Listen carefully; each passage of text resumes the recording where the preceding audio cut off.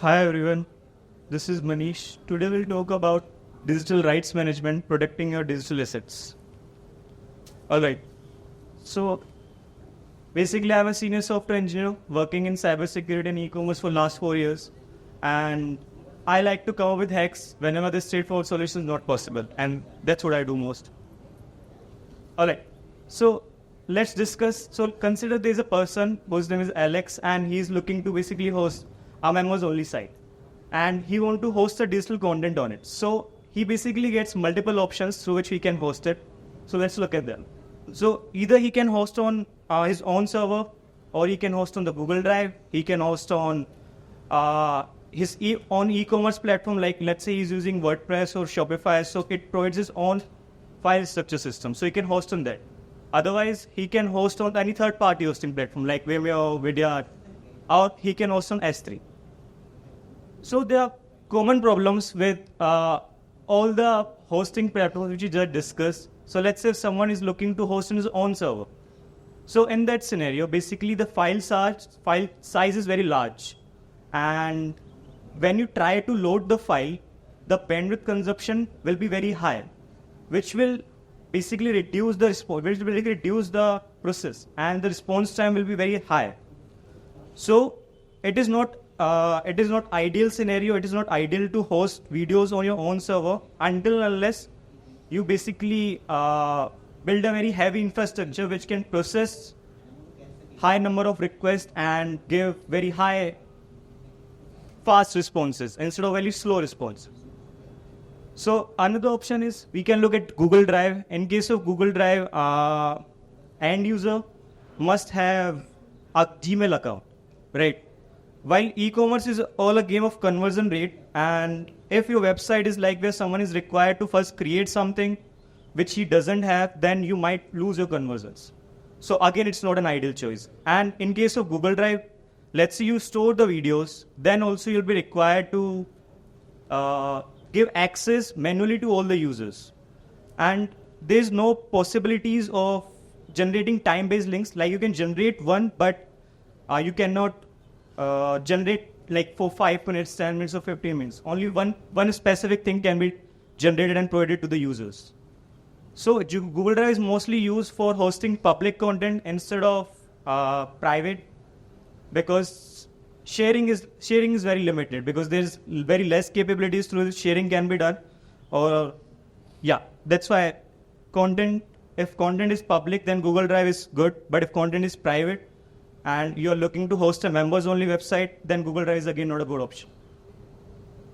So the third option is that we can use the file structure of your platform in which your membership website is there. Again, it's good to keep public content and not private, because it cannot make the videos private. It cannot make your content private. There's no security rules through which you can do it. Like in WordPress, obviously you can write SGX's rules through which content can be made private, but again it requires a lot of development for the end user. While in case of Shopify, there is no possibilities through which you can make the content private until unless you hire a developer or make something on the top of it, which you can do it for, which you can do. The other option is YouTube. So YouTube is again similar to Google Drive. Good to keep public content, but storing private content has again similar issues as Google Drive, that you'll be required to manually give access to everybody, which is again a cumbersome process for you. And video download is very easy in case of YouTube. So you might think that you can store videos on a third-party platform, which is an option for you. I'm not denying, but it has high price. Like it starts from $49 to $99. Then there are compliance issues. Like whenever you choose a platform, you need to first look what all videos they can support, what all content they can support. And they have multiple privacy policies, multiple compliance issues, which you need to look first before you can decide. And the cost will continue to increase as the number of videos, like the more number of videos you host, the pricing will continue to increase. And like after, let's say a month or two, or after, let's say you're using 10 to 15 GB or 30 GB, you'll be under a lot of amount, let's say 100 or 200 bucks, which is not feasible. So S3 is one option, which is like it is, if you have heard of S3, I guess everybody have heard of S3. Like it's an AWS component in which is used for storing data objects. So benefits of S3 are that it is highly secure, and AWS infrastructure is already very strong. Like in case of high demand or in case of high traffic, you will not be facing any issues because AWS does it all for you. And the cost increases very less. Like it's like 0.023 GB, $0.023 per GB, which is way less as compared to other. And since in this case we are checking an example of Alex, who has built a members only site, he's already familiar with the infrastructure of AWS, through which he'll be love to host video on AWS because he already know how AWS work. His company already has those things.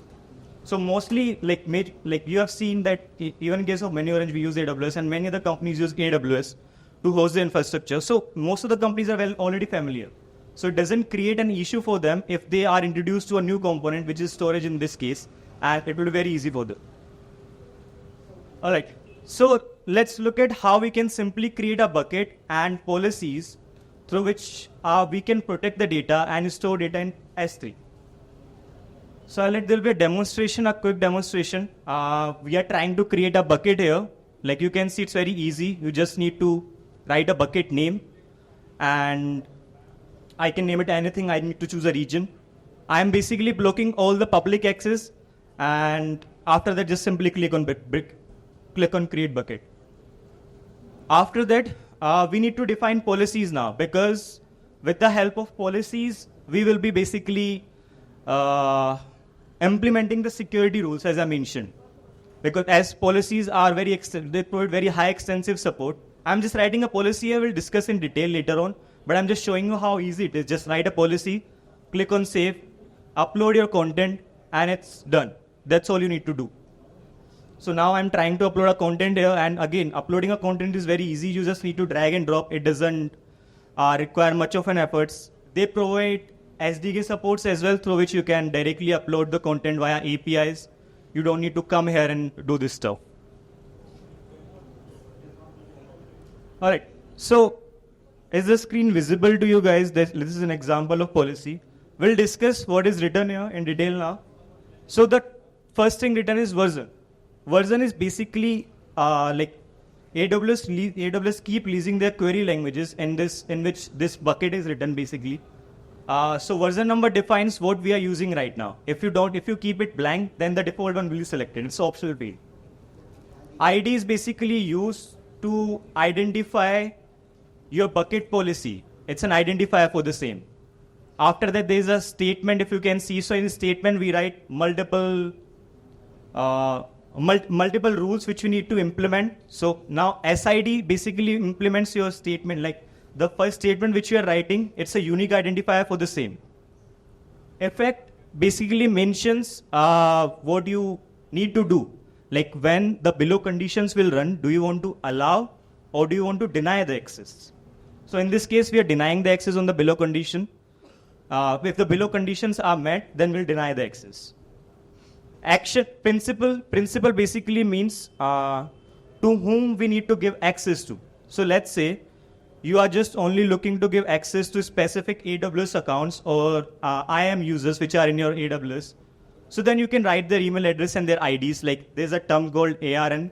It's a unique identifier for your AWS account. So you can write those. But in our case, since it's a members only website, so users who will be accessing it will not be AWS users. They will be like general public, like me, you. They'll not have an AWS account. They must be having a Gmail account or something like that. So we are just keeping a star because we are not just restricting the access to any kind of AWS accounts. Action basically means what you are looking to fetch, what you are looking to do. So in my case, the policy I'm defining is to fetch the objects. Like S3 get object simply means that this policy will apply if someone is looking to fetch an object or a video or an image from S3. Resource basically mentions on which, you can say bucket or on which resource, on which file this policy should be applied. So in my case, I am applying the policy on complete bucket. That's why I've written miniOrange-S3 test, which was the bucket name which we gave initially. Now, if we look at the conditions, so conditions in the condition we can define the complete array. So what we are writing is that if a string is not like this. So in this case, if you see, we have written AWS referral. So whenever your website will be accessed, or whenever someone will try to access the video from your members only site, by default, browser sends the referrer to AWS. It's like who is trying to access this, like from where this request was originated. So in this case, we are saying that if the referrer is equal to this, if the referrer is not equal to this and string is not like, then deny the access. So let's say if my website URL is amotest.miniorange.com and somebody tries to take my object link and embed in some other website, let's say abc.miniorange.com. So the video will not be played because we are simply defining that a string should not be equal to this, then deny everything. If a string is equal to this, then everything will be allowed, like the referrer basically. Any questions so far in terms of understanding a policy? All right, let's move forward. So what is a pre-signed URL? So pre-signed URL is basically generated by S3, which gives secure access to your objects. It basically generates a link which embeds a security token. You can decide the time for how long that link should be accessible, for how long that object should be accessible. I'm not sure if this is visible or not because it's quite small, but yeah, there's a token embedded in it, like it's a signed link. And whenever we try to access this, AWS checks that, it contains the valid signature, no one has modified it, so it will return you with the object. So why to use S3? Basically, as I mentioned, these are signed links, and if anyone tries to modify it, AWS will not return the object. You can generate a time-based links with a validity ranging from 1 minute to 7 days. So if you already have a robust architecture, you don't need to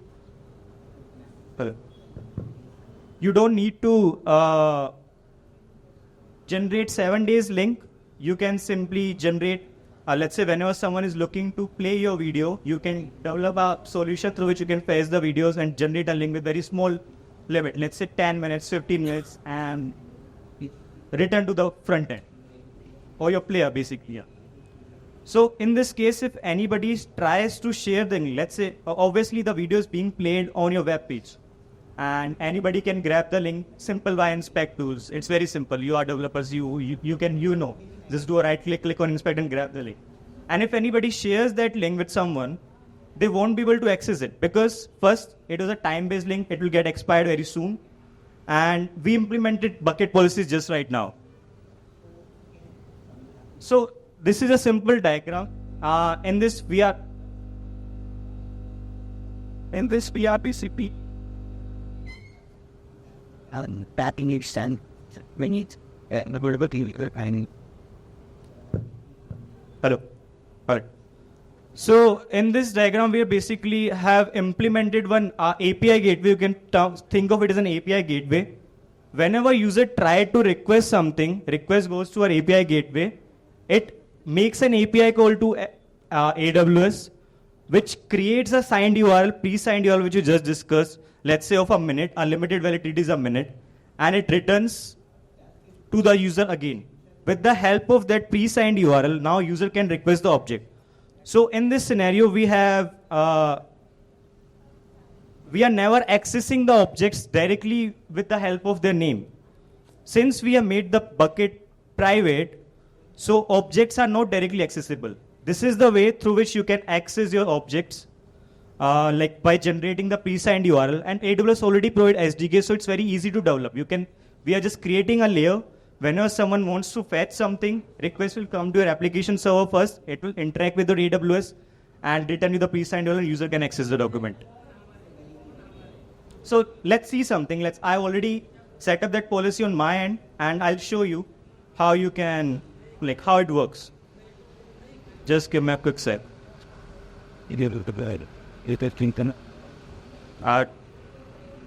It's a simple video. I tried. Let's see what it is. So in this case, I'm able to play the video, and it's been playing. Like, I already generated the pre-signed URL at the back end, and now you can see it's play the video. But what if I try to change the URL? In this case, I've changed the URL, right? Because if you see closely, the domain is now local.minions.in, while the referrer we have set was amotest.minions.com. So in this case, referrer validation is failing. And if that fails, S3 will not return your object, right? Apart from that, we have already implemented multiple security rules. Like if I go back there, I cannot do a right click, I cannot copy or do something like that. And even if I try to download, let's say what happens. So if I try to download in this case, it asks me, but yeah, it doesn't save anything. It says that the file isn't available because when the download request is sent, referrer doesn't matches. That's what we are trying to prevent. If we are building a members only website, our focus should be that our content shouldn't be restored by somebody, right? Because you have developed the content by doing very hard work. If someone is stealing it, why will someone purchase a subscription for you? So that's how it is blocking. All right, let's go back.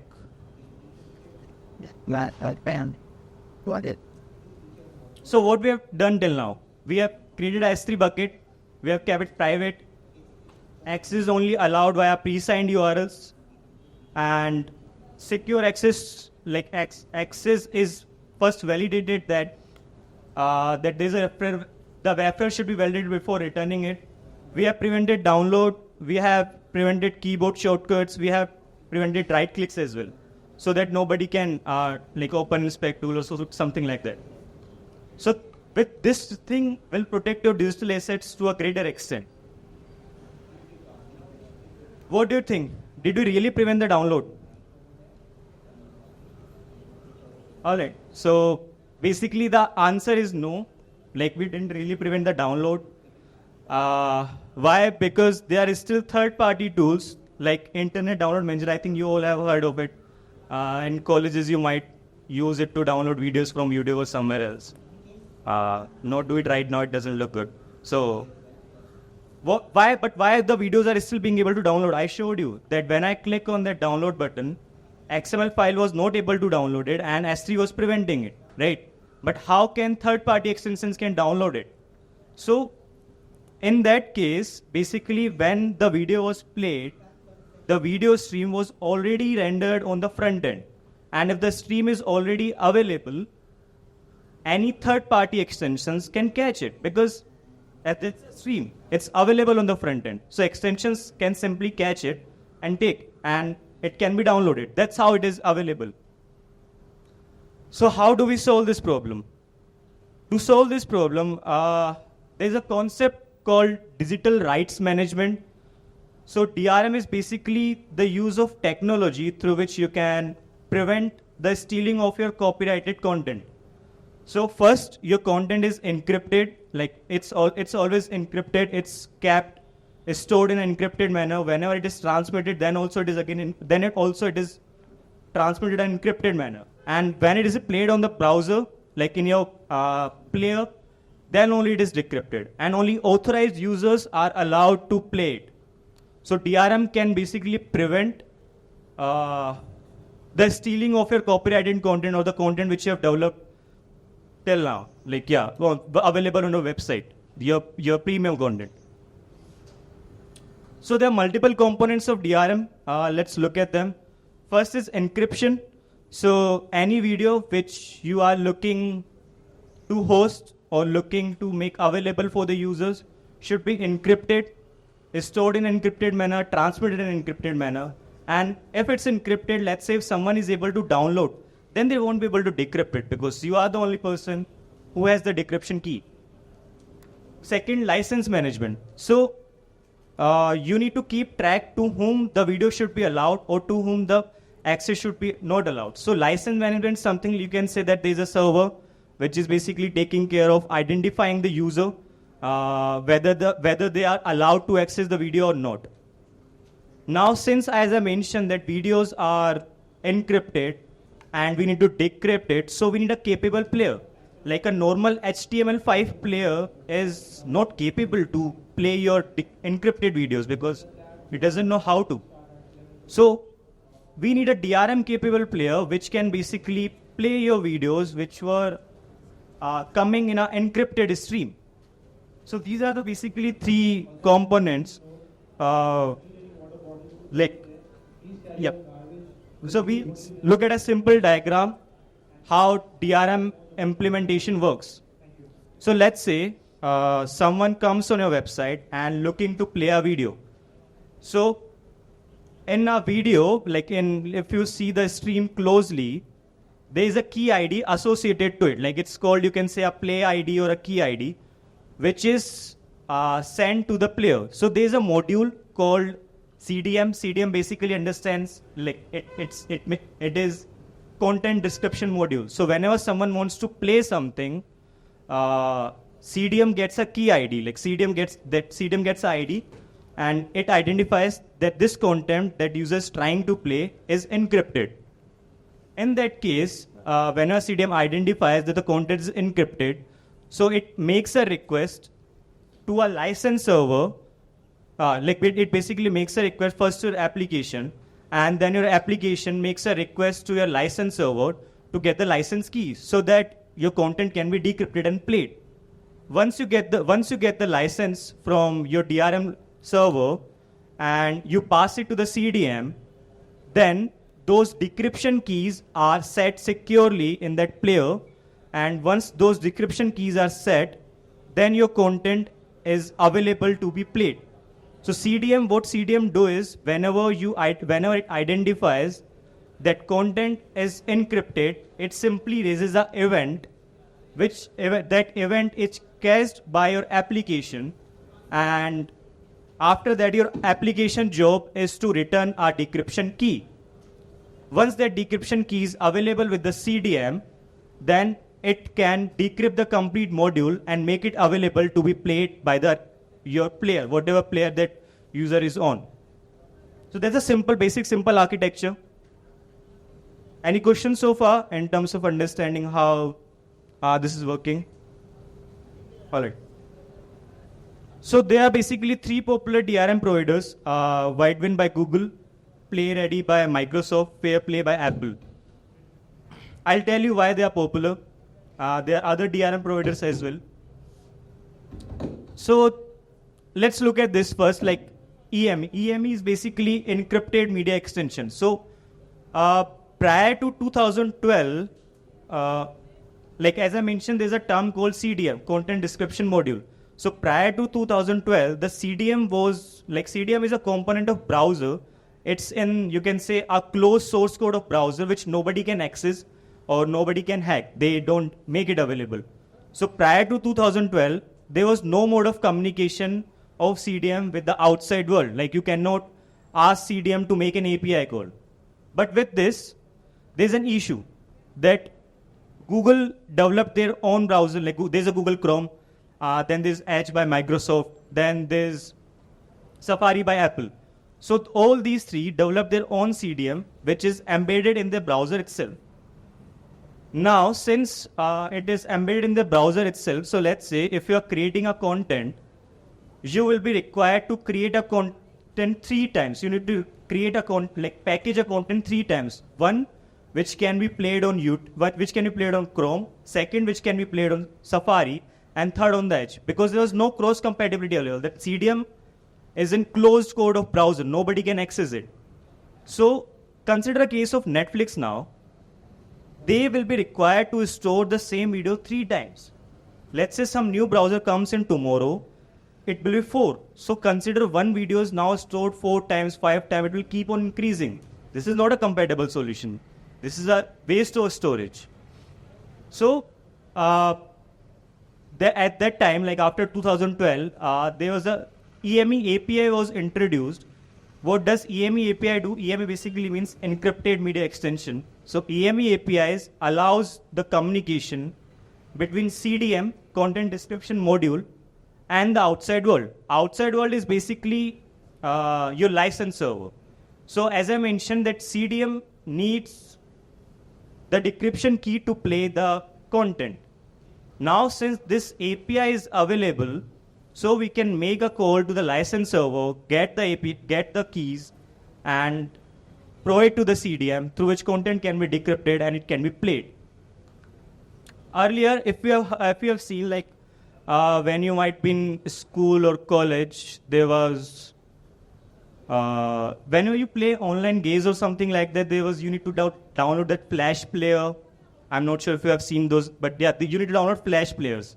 So what does that Flash player do? It basically gets control of your browser, what is playing in it, so that more policies can be implemented and secure streaming can be provided. But now, since there's an option through which our communication can be established with the outside world, so we don't need the Flash plugins anymore. And Netflix already started to use it after 2014, and they started to stream DRM protected with this approach.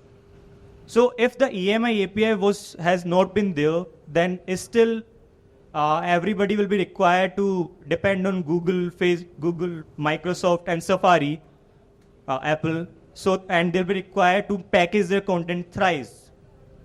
But with the EME API, it has been revolutionary in implementing the DRM. Otherwise, it would have been very difficult to implement the same. Like it will be reliance on these three major players, and cross-compatibility will not be available. So let's understand the basic framework of DRM. There are four components. First is AMPAC dash. AMPAC dash is like, let's say you have a video of 10 minutes or let's say 5 minutes. AMPAC dash basically breaks it into small chunks videos and divides the audio, divides the video in multiple bit rates. So let's say your internet is slow, then it will show you a 360 pixel video. If your internet is fast, then it will show you a 720 pixel video. So it's like dividing the complete video in small chunks. That's what AMPAC dash means. It's basically a, you can say a format, like format of AMPAC. Now, second is content decryption module, which we have been discussing so far, which is used to decrypt your videos and stream it. Third is EME, which is used to establish connection between CDM and the license key manager. The fourth is again the license key manager. EME is just used for the communication between those. So what is AMPAC? So as I mentioned, videos will be segmented into small chunks, different bit rates, and audio and video will be separated. By this, with this, if someone, let's say whenever your video is played on the front end, like earlier when the video was in one single chunk, one single complete fragment, you can say like a 500 MB fragment. So in that case, first the complete video will be required to download it on the front end, like complete stream, then only it can be played. But if we have divided into small chunks, then the only part which is required need to be, you can say, downloaded or streamed in your media player. So if we have seen that video buffers, right? It moves slowly, it buffers. Because in that time, small segments are being downloaded. Those chunks are being downloaded and being rendered on the screen. We don't need to download the complete media stream or load the complete media stream. So how to play the AMPAC dash? Because the normal HTML5 player won't be able to play it because it's divided into small chunks and HTML5 player are not capable enough to play those. So we need something else. So there are already two open source libraries available, dash.js and Chaka player. You guys can explore it later on. They are capable enough to play your dash streams. So what are the next steps in our production? So first we have a regular MP4 file. At the first step, we convert it into fragments. So when we apply fragmentation, it basically converts your stream to to a form on which more operations can be applied. Once it is fragmented, we apply encryption. So why encryption is necessary? Because we want to prevent the download. That's what we are trying to do. Once the video is encrypted, we package it into a dash stream. Like as I said, audio and video will be divided. They'll be segmented into small files. And then you can say an MPD file is generated. MPD file contains how your video should be played. Like there should be a sequence, right? Like since if your video is divided into 10 parts, then what is the first element? What is the 10th element? So that it can loop in and get all of your chunks. So this is basically how browser is serving your content. Let's say someone tries to request a stream, and CDM, as I mentioned, CDM was a closed source code earlier. Now after this available of EME, they basically render it in a sandbox mode so that someone cannot perform operations. Like browser basically runs CDM in a sandbox environment, a virtual environment. And whenever CDM identifies that it's a encrypted module or it's an encrypted video, it raises a request. Whenever that request is raised, our EME components catches it. It raises a request to DRM licensing server and it gets the keys. Once the keys are available with EME, it set it in CDM. And once the CDM has those keys, it can decode those videos and play it in real time. That's basically the underlying architecture of what is happening in the browser in a more detailed way. So this was so far in the DRM, and we already have a product through which we can implement DRM. Like miniOrange already has a product through which DRM can be implemented in your. This DRM product is now supported only in Shopify. So let's look at a simple demonstration. It's a simple video in which how the product looks like it is showing. So you can simply come our product, like it's named as Course Builder. It's a course builder application on Shopify. You can simply come on it. You can upload your courses and you can design your complete module, design quizzes. Whenever you add a module, it will be directly available in your Shopify store as a product. Now someone can simply come on your store, e-commerce store, purchase it. As soon as they make the payment, they will get direct access to that product. You won't be required to provide them access manually, which was the case of Google Drive and so. Once that is there, and since we have implemented DRM, so now you can see if we try to download this video via third-party extension, it will download something, it will download chunks. But if we try to play it, now our local browser doesn't know what it is. Like a local player doesn't know what is the decryption key, because if we are the license manager, only we know the license keys, and it was securely transmitted to the CDM, so nobody knows apart from us. And it was also transmitted, like, if you have seen an example of JWT, what happened in case of JWT is that we sign the token, right? And it is validated via the public key. So similarly in this case, we as a license server can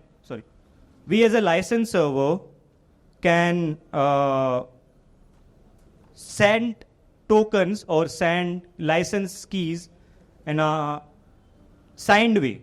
We sign via our public key, while whenever that is received to the CDM basically validates the signature with the help of public key, and it identifies that, oh hey, this is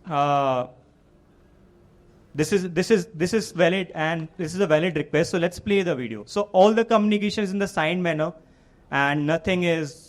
Like if someone tries to get in the middle and tries to, you can say, change the keys or provide a duplicated response or provide a modified response, since it was signed by our public key, our private key, so the end user or the CDM knows how to validate the response, how to validate with the help of public key of the license manager. Yeah.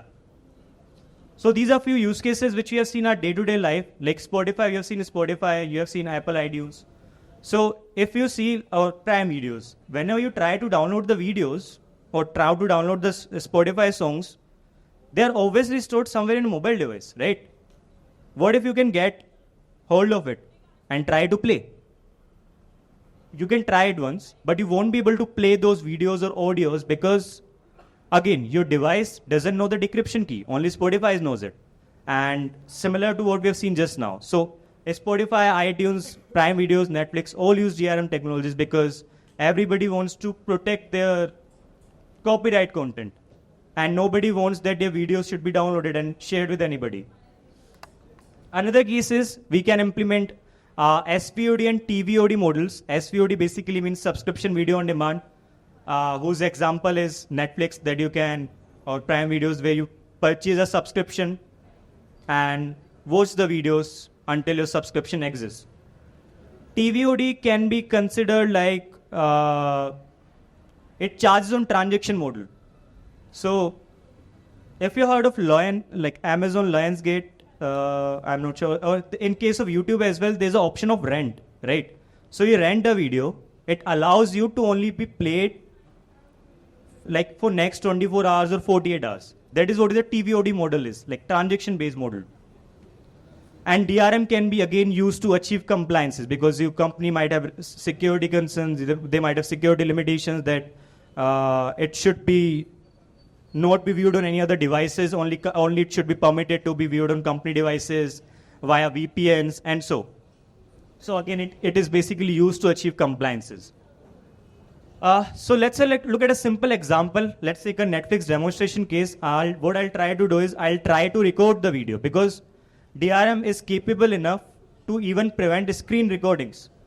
So in this case, I'll show you what I'll try to do is I'll open Netflix. This is on the top, so let's play it. I have anyway seen it. So, all right. Yeah. Let's wait for it to load. So now what I'll try to do is I'll try to record this video. In Windows, you can do simply via Window G. Your game console can open. I'll click on it.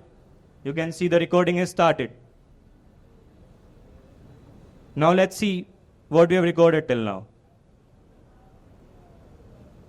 All right.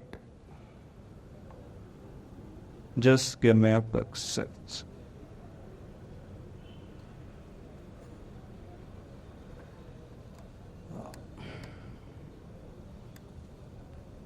So this is what we have recorded. Like I'll check the date. Yeah, this is what we have recorded. I'll try to play it and you can see that we are only able to see the subtitles. So in this scenario, what happened was we tried to play the video in Netflix player. When we started the recording, Netflix gets that event and the stream which was rendered on the front end at that point of time, it basically blacks that out. It simply blacks that out and doesn't returns the stream which can be recorded. Due to this, we are not able to stream it. So Netflix player had the proper decryption key. They were able to play it. Once they catch a recording event, they simply doesn't returns those video bytes, due to which we are not able to, you can say, catch it. All right, just a sec. So that's how we seen in Netflix. This is mostly similar in all the cases like Prime Videos and all other. So let's take, what are the key takeaways which we have seen till now? So till now we have seen that S3 is highly secure environment. You can host your videos easily. It has a very less cost. You need to use the pre-signed URLs to get secure access to the objects, and in a timely based manner as well. Like you can define a time from 1 to 7 days. DRM system is required and it's essential to prevent or secure your copyrighted materials. We need to use AMPAC dash through which content can be broken into small chunks and download can be prevented. If the video is already encrypted, obviously if someone tries to download it, they don't know the decryption key, so they cannot decrypt. Communication channel between CMD and the license provider is basically handled via EME APIs. And DRM system is again must to protect your premium content, and which is widely already used by others. So if you want to see the references, you can scan the QR code. I'll just give a minute. And yeah, if anybody has any questions, we can take that now. That's it from mine.